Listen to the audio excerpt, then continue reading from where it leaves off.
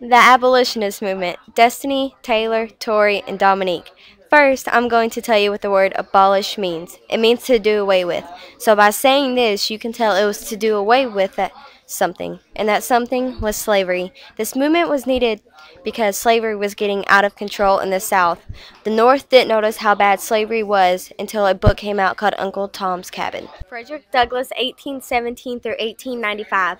He was the most famous black abolitionist. He was born as a slave and traveled telling people about the horrible lives of slaves. Douglass published an abolitionist newspaper called the North Star in 1847. Douglass became noted as one of the country's original outstanding African American speakers because his words were so powerful and true. John Rushworm, 1799 through 1851, and Samuel Cornish, 1795 through 1858, were also famous black abolitionists.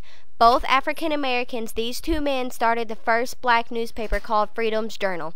The newspaper consisted of articles talking about the experiences and horrors of slavery.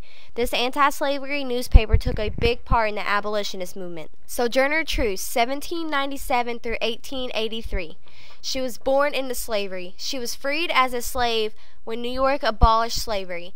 Sojourner Truth was one of the most powerful advocates the abolish and women's movements ever had.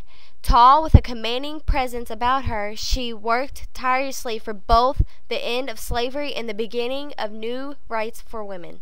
Because of this movement, slavery slowly started to fade away, and blacks were treated better. And soon after that, an amendment was created. It was Amendment 13.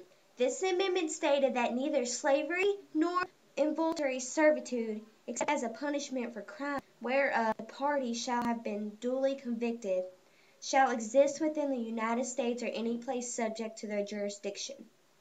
This movement, I think, shaped the United States. Things would be so different if this movement never happened. I couldn't even imagine the United States without this movement.